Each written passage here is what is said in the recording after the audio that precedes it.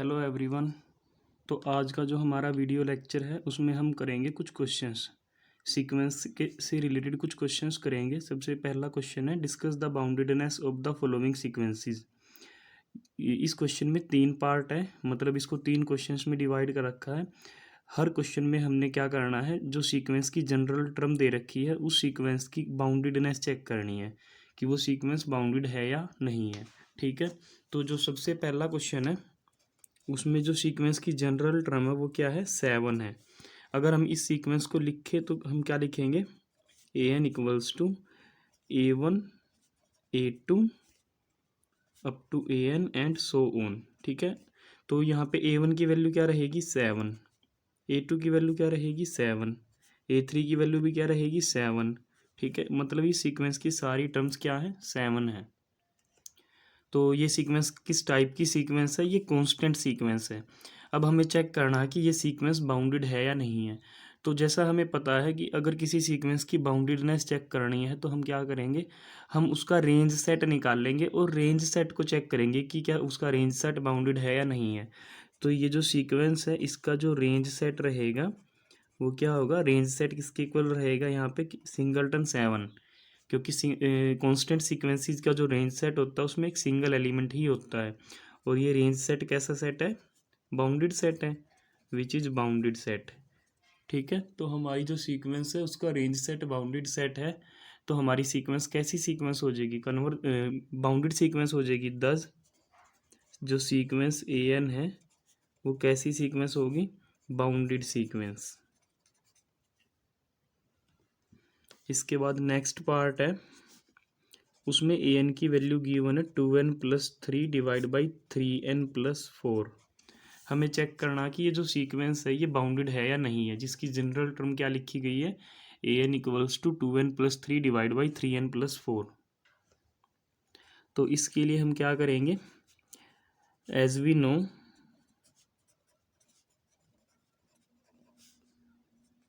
2n is less than 3n for all n belongs to natural number. सभी को पता है 2n किससे छोटा होगा, 3n से, for all n belongs to natural number. आप नेचुरल n की वैल्यू कोई भी नेचुरल नंबर लो, 2n हमेशा 3n से क्या रहेगा, छोटा रहेगा। ठीक है, अगर हम 2n में 3 ऐड कर दे और 3n में ऐड करें 4, ठीक है, तो क्या होगा, तो भी राइट साइड लेफ्ट साइड से क्या रहेगी, ग्रेटर रहेगी for all n belongs to natural number. क्यों, देखो 2n छोटा था 3n बड़ा था, 2n में हमने 3 ऐड किया, 3n में हमने 4 ऐड किया। छोटे नंबर में और बड़े नंबर में दोनों में एक एक नंबर ऐड किया है, इसमें 3 इसमें 4। तो इधर हमने छोटे नंबर में छोटा नंबर ऐड किया है एज कम्पेयर टू बड़े नंबर में जो ऐड किया है। यहाँ पे बड़ा नंबर ऐड किया है, यहाँ पे छोटा नंबर ऐड किया है। तो अभी भी राइट साइड बड़ी है और लेफ्ट साइड छोटी रहेगी। ठीक है, अब दोनों तरफ 3n+4 से डिवाइड करा दो तो क्या मिलेगा, 3n+4 is less than 1 for all n belongs to natural number. अब यहाँ पे लेस देन का ही सिंबल क्यों है, क्योंकि जो 3n+4 है वो पॉजिटिव नंबर है, क्योंकि यहाँ पे हम n की जगह नेचुरल नंबर रखेंगे, क्योंकि यहाँ हमने n की जगह नेचुरल नंबर रखेंगे। ठीक है, तो 3n क्या आएगा, पॉजिटिव नंबर आएगा, और 4+4 करने से भी पॉजिटिव नंबर आएगा। तो पॉजिटिव नंबर से अगर हम दोनों तरफ डिवाइड कराते हैं तो उससे इनइक्वलिटी में कोई चेंज नहीं होता। ठीक है, तो 2n+3 डिवाइड बाई 3n+4 किससे लेस हो गया, 1 से लेस हो गया।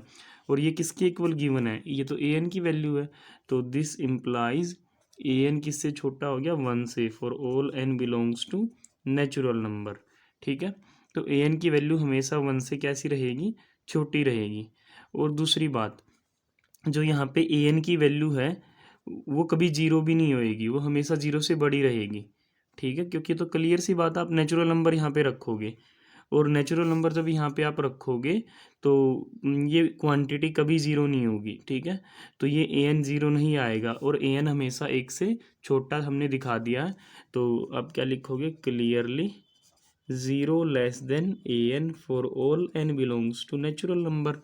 तो इन दोनों से आप क्या इम्प्लाई कर सकते हो, 0 less than an less than 1 for all n belongs to natural number. ठीक है, तो सीक्वेंस की हर टर्म 0 और 1 के बीच में रहेगी।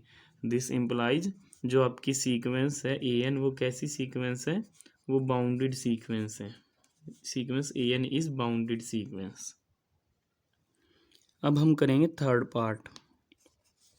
पार्ट में ए एन की वैल्यू गिवन है 1+1/n की पावर n। ठीक है, थर्ड पार्ट इम्पोर्टेंट है तो इसको ध्यान से समझेंगे।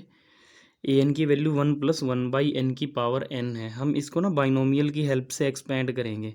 तो बाइनोमियल कैसे एक्सपेंड करती है, तो वहाँ पे हम कैसे एक्सपेंशन करते हैं बाइनोमियल थ्योरम का यूज़ करके, पहले उसका फॉर्मूला लिख लेते हैं। a+b की पावर n का फॉर्मूला होता है nc0 a की पावर n b की पावर 0 प्लस nc1 a की पावर n-1 b की पावर 1 प्लस nc2 a की पावर n-2 b की पावर 2 प्लस ncr a की पावर n-r b की power r plus and so on plus ncn a की power n-n b की power n। ठीक है, तो ये हमारा होता है बाइनोमियल एक्सपेंशन का फॉर्मूला। अब इसमें कुछ चीज़ें जो सिंपल वैल्यू पुट करते हैं हम, जिनकी nc0 की वैल्यू 1 रखते हैं, ncn की वैल्यू भी 1 रखते हैं। ठीक है, और nc1 की वैल्यू n होती है। ठीक है, और वैसे सभी को पता है ncr का फॉर्मूला क्या होता है, n factorial divide by r factorial into n-r का फैक्टोरियल। ठीक है, ये छोटी छोटी चीज़ें हैं जो इसमें यूज़ करेंगे। तो आइए इसमें वैल्यूज़ को पुट कर देते हैं इस बाइनोमियल का यूज़ करके। तो सबसे पहले क्या करेंगे, ए एन इक्वल्स टू, इसको एक्सपेंड करेंगे तो nc0 तो 1 होएगा, nc0 लिखने की नीड नहीं है। अब हमारे क्वेश्चन में a की वैल्यू 1 है और 1 की अब कितनी भी पावर करो उस पर कोई फ़र्क नहीं पड़ेगा। ठीक है, और उसकी फिर 1 ही वैल्यू मिलेगी और उस 1 वैल्यू को आप किसी भी नंबर से मल्टीप्लाई करोगे तो वो नंबर एज इट इज़ मिलेगा। ठीक है, तो यहाँ पे हमें क्या वैल्यू मिलेगी, सबसे पहले b की पावर 0। अब यहाँ पे b की वैल्यू 1/n है तो उसकी पावर 0 करने से 1 मिलेगा। उसके बाद nc1 की वैल्यू n, 1 की पावर n-1 करने से कुछ नहीं होना, इंटू n करेंगे, n के साथ 1 को मल्टीप्लाई करेंगे तो n आएगा। b की पावर 1, b का मतलब 1/n, उसकी पावर 1 करके वही मिलेगा।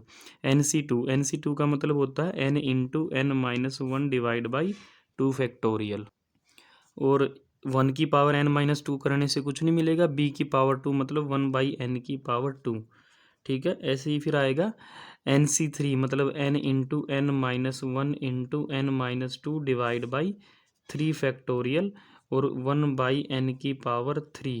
ऐसे ही चलते रहेंगे हम और लास्ट में लिखेंगे, यहाँ पे क्या लिखेंगे, n into n-1 into n-2 and last में n-1 divide by n factorial और इसके साथ में 1/n की पावर n। ठीक है, वैसे ये जो यहाँ पे लिखा हुआ है इसकी वैल्यू 1 होती है, सभी को पता है। जो ये NCN होता है, NCN की वैल्यू क्या होती है, 1 होती है। हमने यहाँ पे NCN को फॉर्मूला की हेल्प से लिखा है, हमने इसकी जगह डायरेक्ट 1 नहीं लिखा क्योंकि हम इसको यूज़ करके एक पैटर्न क्रिएट करेंगे, नहीं तो वैसे इसकी वैल्यू 1 ही होती है। तो हमने जो बाइनोमियल का यूज़ करके एक्सपेंड किया था 1+1/n की पावर n को, उससे हमें ये मिला था 1 + n into 1/n plus n into n-1/2 factorial into 1/n² plus n into n-1 into n-2 divide by 3 factorial into 1/n की पावर 3 एंड सो ऑन। और लास्ट में क्या मिला था, n into n-1 n-2 up to n-1 divide by n factorial. अगर हम इसको थोड़ा सा समझे कि ये लिखा कैसे गया है, जब हमने nc2 को ओपन किया, यहाँ पे अगर हम अलग से देखें nc2 को कैसे सोल्व किया था, n into n-1 divide by 2 factorial. ठीक है, nc3 को कैसे सोल्व किया है, n into n-1 into n-2 divide by 3 factorial. जितना यहाँ पे नीचे नंबर लिखा जाता है वो नीचे फैक्टोरियल में लिखा जाता है। तो NCN जब हम सोल्व करेंगे तो क्या करेंगे, नीचे n का फैक्टोरियल लगाएंगे क्योंकि c के नीचे n होगा वहाँ पे। दूसरी बात, जब हम NC2 को सोल्व करते हैं तो हम n से स्टार्ट करेंगे, पहली बात तो हर बार n से स्टार्ट करेंगे। फिर उसके बाद क्या करेंगे, जैसे NC2 है तो हम जो नीचे नंबर लिखा उससे एक कम वैल्यू तक n में से सब्ट्रैक्ट करेंगे। जैसे यहाँ पे 2 है तो हम 1 तक सब्ट्रैक्ट करेंगे n में से, n n-1। यहाँ पे 3 है तो हम 3 से 1 का मतलब 2 वैल्यू तक सब्ट्रैक्ट करेंगे एन के अंदर। तो एन तो एज इट इज लिखना ही है, उसके बाद 1 सब्ट्रैक्ट किया, उसके बाद 2 सब्ट्रैक्ट किया और वहीं पे रुक जाएंगे, क्योंकि इस नंबर से एक नंबर पहले वाले नंबर तक सब्ट्रैक्ट करेंगे हम। अगर हमें लिखना पड़ जाए NC4, तो हम 4 मतलब 3 तक सब्ट्रैक्ट करेंगे। एन तो हर बार लिखना है, 3 तक सब्ट्रैक्ट करें मतलब n-1 n-2 n-3, 3 तक सब्ट्रैक्ट किया और नीचे जो ये नंबर लिखा था इसका क्या कर दिया, फैक्टोरियल। तो अगर हमें n सोल्व करना है तो n तो लिखना ही है, फिर उसमें से 1 2 ऐसे सब्ट्रैक्ट करते रहेंगे। पर कब तक सब्ट्रैक्ट करेंगे, इस नंबर से एक नंबर पहले वाले नंबर तक। तो n माइनस, अब ये नीचे n है तो इससे पहले n-1 होगा, तो n-1 तक सब्ट्रैक्ट करेंगे और नीचे क्या लिखेंगे, n का फैक्टोरियल। तो यही चीज़ हमने यहाँ पे लिखी है, ठीक है। अब इसके बाद क्या करेंगे, चीज़ों को सिंप्लीफाई करेंगे। सबसे पहले क्या लिखा हुआ है, 1 लिखा हुआ है, 1 को हमने एज इट इज़ लिख लिया। उसके बाद इस n से इस n को कैंसिल करेंगे तो यहाँ पे क्या बचेगा, 1 बचेगा। अब यहाँ पे n का स्क्वायर है, हम क्या करेंगे, जो n का स्क्वायर है उसकी एक पावर तो यहाँ पे कैंसिल कर देंगे, ठीक है। बचेगी n की एक पावर, उस पावर को इस ब्रैकेट के अंदर दोनों के नीचे लिखेंगे तो क्या लिखेंगे, 1/2 फैक्टोरियल तो पहले से ही लिखा रहेगा, ठीक है। जब इसके दोनों के नीचे लिखेंगे, यहाँ पे n के नीचे भी लिखेंगे और 1 के नीचे भी लिखेंगे। जब n के नीचे लिखेंगे तो वो 1 बन जाएगा कैंसिल होके, और 1 के नीचे क्या रहेगा, 1/n रहेगा, ठीक है। प्लस उसके बाद ये 1/3 फैक्टोरियल लिखेंगे आगे, और जो ये n की पावर 3 है उसकी एक पावर तो यहाँ पे कैंसिल होगी। तो 3 में से एक पावर, ये 3 पावर में से एक पावर कैंसिल कर देंगे तो 2 पावर बचेंगी। जो n की 2 पावर बचेंगी उनमें से एक पावर को तो इस वाली ब्रैकेट के साथ लिख देंगे दोनों के नीचे, और दूसरी पावर को इस ब्रैकेट के साथ लिखेंगे। तो यहाँ पे हमें क्या मिलेगा, उससे हमें मिलेगा 1-1/n, और साथ में उसके साथ मिलेगा 1-2/n, ठीक है। तो ऐसे ही अगर हम सोल्व करते रहें तो लास्ट में हमें क्या मिलेगा, लास्ट में देखो ये टर्म मिलेगी, n की जो वैल्यू हमने सोल्व करके लिखी है यहाँ पे, इसके साथ बस फ़र्क इतना 1/n फैक्टोरियल है वहाँ पे, तो नहीं 1/n की पावर n है, सॉरी, तो 1/n की पावर n। अब यहाँ पे n पावर है तो n पावर में से एक पावर तो यहाँ पे होगी कैंसिल, तो कितनी पावर बचेगी, यहाँ पे n-1 पावर बची। अब यहाँ पे देखो 1 2, पहली ब्रैकेट दूसरी ब्रैकेट, ये कौन सी ब्रैकेट होगी, n-1th ब्रैकेट होगी, क्योंकि पहली ब्रैकेट में 1 कम किया, दूसरी ब्रैकेट में 2 कम किया, ऐसे ही यहाँ पे कितना कम किया, n-1 कम किया है, तो ये n-1th ब्रैकेट है। और नीचे जो n है उसकी भी पावर कितनी है, n-1 पावर है।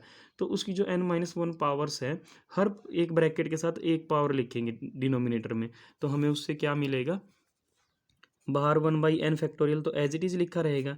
जब इस ब्रैकेट के साथ एक पावर को लेके जाएंगे तो 1-1/n, अगले वाले के साथ लेके जाएंगे 1-2/n, अगले वाले के साथ 1-3/n, 1-3/n, और एंड सो ऑन, लास्ट वाले के साथ 1-n-1/n, ठीक है।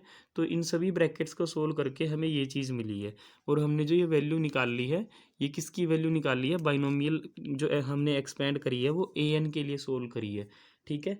अब अगर हम इसको ध्यान से देखें, यहाँ पे अगर हम n की वैल्यू की बात करें तो n की वैल्यू 1 से स्टार्ट होती है। सबसे पहले a1 निकलता है सीक्वेंस में, फिर a2 निकलता है, फिर a3 निकलता है। तो अगर हम a1 निकालने की कोशिश करेंगे तो इस एक्सप्रेशन के अंदर n की जगह 1 पुट कर दो। जब यहाँ पे 1 पुट करोगे तो 1/1 तो 1 हो जाएगा, तो 1-1 0, मतलब ये पूरी टर्म 0। ऐसे ही ये टर्म 0 हो जाएगी तो इसके कारण इसके साथ जितनी भी टर्म्स मल्टीप्लाई होंगी सारी 0 हो जाएंगी। वैसे ही ये टर्म 0 होएगी तो इसके कारण सारी टर्म्स 0 हो जाएंगी जितनी भी मल्टीप्लाई में रहेंगी। तो जो a1 की वैल्यू होगी वो क्या आएगी, 1+1 ही आएगी, क्योंकि आगे की सारी टर्म्स क्या हो जाएंगी, 0 हो जाएंगी, ठीक है। तो a1 की वैल्यू होगी 2। अगर हम a2 की वैल्यू की बात करेंगे तो a2 की वैल्यू आएगी 1+1 तो आएगा, यहाँ पे 2 लिखा जाएगा, मतलब 1-1/2। इसको सोल्व करेंगे तो क्या मिलेगा, 1/2 मिलेगा, ठीक है। और इसके बाद की सारी टर्म्स क्या रहेंगी, 0 रहेंगी। क्यों रहेंगी, क्योंकि इसके बाद हर टर्म में क्या मिलेगा, यहाँ पे जैसे 1-2/n मिलेगा, हर टर्म में 1-2/n मिलेगा, जहाँ पे n की जगह 2 पुट करने पे वो क्या बनेगा, 0 बन जाएगा, ठीक है। तो जब n की जगह 2 पुट करोगे तो ये इतना फैक्टर तो उसमें भी आएगा, साथ में ये टर्म एक्स्ट्रा आएगी। तो इससे हमें क्या पता चला कि जब A2 की वैल्यू निकालेंगे तो 2 प्लस समथिंग कुछ आएगा, ठीक है। ऐसे ही A3 की वैल्यू यहाँ तक की टर्म्स आएंगी, उसमें बाकी टर्म्स नहीं आएंगी। मतलब A3 की वैल्यू में A2 की वैल्यू से ज़्यादा पॉजिटिव टर्म्स आई हुई है, ठीक है। तो यहाँ से हमें क्या समझ में आया, जो an की वैल्यू है वो ग्रेटर देन इक्वल्स टू 2 रहेगी for all n belongs to natural number. जो an की वैल्यू है, a1 की वैल्यू 2 आई है, a2 की वैल्यू 2 प्लस समथिंग, a3 की वैल्यू 2 प्लस कुछ और चीज़ें ऐड करके लिखी गई है। तो हमेशा जो an की वैल्यू है वो 2 या 2 से बड़ी रहेगी। इसका मतलब सीक्वेंस क्या होगी, बाउंडेड बिलो होगी है, ठीक है। अब हम बात करेंगे कि क्या ये बाउंडेड अबव है या नहीं है। तो हम इसके ऊपर दोबारा से फोकस करेंगे। जो an की वैल्यू है वो किसके इक्वल है, 1 + 1 प्लस, अब देखो यहाँ पे 1 माइनस समथिंग लिखा हुआ है, 1 - 1/n। और ये जो 1/n है ये एक से छोटा नंबर है, एक में से एक से छोटा नंबर आपने माइनस किया तो कुछ पॉजिटिव क्वांटिटी आएगी ओवरऑल, ठीक है। अब यहाँ पे अगर हम इसका कंपैरिजन करें तो कैसे करेंगे, जो 1 - 1/n है वो छोटा है एक से। क्यों? क्योंकि आप एक में से कोई पॉजिटिव क्वांटिटी घटा रहे हो, एक से छोटी पॉजिटिव क्वांटिटी, तो वो आंसर जो आएगा वो एक से छोटा आएगा, ठीक है। इसका मतलब ये जो चीज़ है ये एक से छोटी है। अगर मैं दोनों तरफ 2 फैक्टोरियल से डिवाइड कराऊँ तो क्या मिलेगा, 1/2 फैक्टोरियल, 1 - 1/n, और यहाँ पे क्या आएगा, लेस देन 1/2 फैक्टोरियल। मतलब ये जो पूरा का पूरा ये फैक्टर यहाँ पे लिखा हुआ है ये कम्प्लीटली 1/2 फैक्टोरियल से लेस देन रहेगा।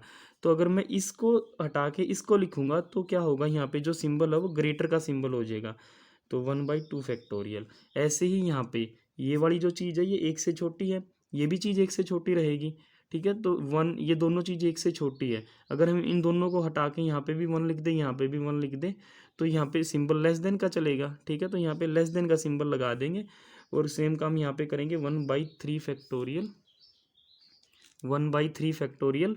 और ये भी इसकी जगह पे भी 1 को रिप्लेस करा दिया, इस सारे की जगह भी क्या करा दिया हमने, 1 को रिप्लेस करा दिया, ठीक है। उसके बाद जो नेक्स्ट टर्म आएगी ऐसे ही चलती रहेंगी और लास्ट में क्या मिलेगा यहाँ पे हमें, 1/n फैक्टोरियल, ठीक है। हर जगह हमने यही किया, इनको 1 से रिप्लेस कराया है। 1 से रिप्लेस कराने से जो वैल्यू आई है वो पहले से बड़ी हो गई हैं, तो राइट साइड अब पहले से बड़ी होगी, तो इसीलिए हमने बीच में जो सिंबल लगाया है वो किसका लगाया है, ग्रेटर देन का सिंबल लगाया है, ठीक है। अब इसके बाद जो यहाँ पे 1 + 1 एज इट इज़ लिख दिया हमने। उसके बाद क्या किया, 1/2 फैक्टोरियल तो 2 होता है, ठीक है। जो 1/3 फैक्टोरियल अगर हम ध्यान से देखें, 1/3 factorial is less then 1/2 square. ऐसा क्यों? क्योंकि 3 फैक्टोरियल क्या होता है, 3 × 2 = 6, और 2 स्क्वेयर क्या होता है 4, मतलब ये 1/6 है, ये 1/4 है।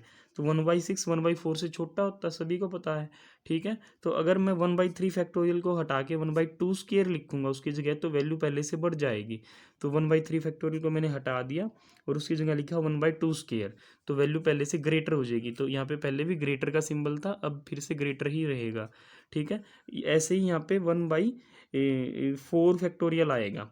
तो जो 1/4 फैक्टोरियल होगा वो क्या होगा, 1/4 फैक्टोरियल जो होगा वो लेस देन रहेगा 1/2 की पावर 3 से। आप सोल्व करके देख सकते हो, इजीली पता चल जाएगा, जैसे यहाँ पे सोल्व किया है। तो यहाँ पे अगर 3 का फैक्टोरियल है तो 2 की पावर 2 आएगी, और अगर 4 का फैक्टोरियल तो 2 की पावर 3, मतलब जिसका फैक्टोरियल यहाँ पे 2 की उससे एक कम पावर आएगी, ठीक है। तो यहाँ पे 1/2 क्यूब आया 1/4 फैक्टोरियल वाले प्लेस पे। ऐसे ही 1/n फैक्टोरियल वाले प्लेस पे 2 की पावर n-1 आएगी, ठीक है। तो अगर हम इसको ध्यान से देखें इतने पोर्शन को, तो ये जो बाकी का जो ये पोर्शन है ये क्या बनेगी, एक जीपी सीरीज बनेगी। It is a GP series जिसका कॉमन रेशो क्या है, विद कॉमन रेशो 1/2। ये एक जीपी सीरीज है जिसका कॉमन रेशो कितना बनेगा, 1/2। आप निकाल सकते हैं कॉमन रेशो A2/A1 A3/A2 करके। और हमें पता है जीपी सीरीज का सम का फॉर्मूला क्या होता है, SN = A × 1 - r की power n divide by 1 - r। और ये फॉर्मूला हम कब लगाते हैं, हम कई बार करते हैं r की पावर n में से 1 को माइनस कर देते हैं और नीचे r-1। वो कब करते हैं, अगर r का जो मोड है, r का मोड 1 से छोटा है तो ये वाला फॉर्मूला यूज़ करेंगे। मतलब वो एक ऐसी वैल्यू है r जिसका मोड करके आंसर 1 से छोटा आएगा तो हम 1 - r की पावर n लगाएंगे। अगर r का मोड 1 से बड़ा है तो हम वहाँ पे फिर वो दूसरे वाला फॉर्मूला लगाएंगे, ठीक है। तो अब इस फॉर्मूले का यूज़ करेंगे यहाँ पे। तो इसमें ये वाला फॉर्मूला पुट करेंगे, ये जो हमने यहाँ पे बॉक्स में बंद किया है, पहली टर्म 1 एज इट इज़, यहाँ पे जीपी का फॉर्मूला लगाओगे तो a1 की वैल्यू क्या रहेगी 1, तो यहाँ पे a की जगह क्या पुट करेंगे 1 पुट करेंगे, 1 इंटू 1 माइनस r की पावर n, r क्या है यहाँ पे, r की वैल्यू है 1/2, तो 1/2 की पावर n और सारे के डिवाइड में 1 माइनस 1/2, तो 1 माइनस आर मतलब 1 माइनस 1/2। ठीक है, इसको सोल्व करेंगे तो 1 प्लस क्या आएगा 1 माइनस 1/2 को सोल्व करेंगे तो 1/2, और 1/2 का रेसिप्रोकल क्या हो जाएगा 2/1, अंदर क्या बचेगा 1 माइनस 1/2 की पावर n बचेगा, क्योंकि 1 की पावर n करने से तो कुछ नहीं मिलना। ठीक है, और अगर हम इसको और सोल्व करें तो यहाँ से क्या मिलेगा 1 प्लस 2 को अंदर मल्टीप्लाई करो, 2 इंटू 1 2, 2 माइनस 2/2 की पावर n, तो 2 प्लस 1 करेंगे तो क्या मिलेगा 3, तो यहाँ पे हमें क्या मिलेगा 3 माइनस 2/2 की पावर n। ठीक है, तो जो ए एन की वैल्यू है हमने क्या दिखा दिया 10, जो ए एन की वैल्यू है वो लेस देन है 3 माइनस 2/2 की पावर n। अगर आप यहाँ से ए वन की वैल्यू निकाल लो, ए वन की वैल्यू जब निकलेगी तो क्या निकलेगी 3 माइनस 2/2 निकलेगा। ठीक है, तो 2/2 तो 1 हो जाएगा, यानी 3 माइनस 1 2, ए वन की वैल्यू क्या आएगी 2 आएगी। ठीक है, ए टू की वैल्यू क्या आएगी, वो ए वन की वैल्यू 2 आएगी जो कि 3 से छोटी रहेगी। ठीक है, आप यहाँ पे क्लियर लिख सकते हो कि ए वन की वैल्यू 2 है जो कि 3 से छोटी है। ए टू की वैल्यू क्या आएगी, यहाँ पे 2 पुट करोगे तो 1/2 स्क्वेयर, 2/2 स्क्वेयर यानी 1/2, तो 1/2 को जब आप सोल्व करोगे तो क्या आएगा 3 2 जा 6, 6 माइनस 1 करेंगे तो 5/2, 5/2 आएगा, वो भी 3 से छोटा नंबर आएगा। मतलब ए वन भी 3 से छोटा, ए टू भी 3 से छोटा, आगे आप फर्दर टर्म्स निकालोगे सारी की सारी टर्म्स 3 से छोटी आएंगी, तो आप बोल सकते हो ए एन की वैल्यू 3 से छोटी आएगी for all n belongs to natural number. ठीक है, तो ए एन की वैल्यू हमेशा 3 से छोटी आएगी, और हमने थोड़ी देर पहले क्या बोला था ए एन की वैल्यू हमेशा 2 से बड़ी आएगी। यहाँ पे हमने क्या बोला था ए एन की वैल्यू हमेशा 2 से बड़ी आएगी, और यहाँ पे बोल रहा है ए एन की वैल्यू हमेशा 3 से छोटी आएगी। तो हम इन दोनों से क्या कंक्लूड कर सकते हैं 10, जो ए एन की वैल्यू है वो 3 से तो छोटी आएगी पर 2 के ग्रेटर देन इक्वल रहेगी, क्योंकि इक्वल टू का भी सिंबल है वहाँ पे। तो 2 is less than equals to a n less than 3 for all n belongs to natural number, मतलब सीक्वेंस की सारी टर्में इन दो नंबर्स के बीच में रहेंगी। तो हम बोल सकते हैं दिस इम्प्लाइज जो सीक्वेंस ए एन है वो कैसी सीक्वेंस है, बाउंडेड सीक्वेंस है, इज बाउंडेड सीक्वेंस। ठीक है।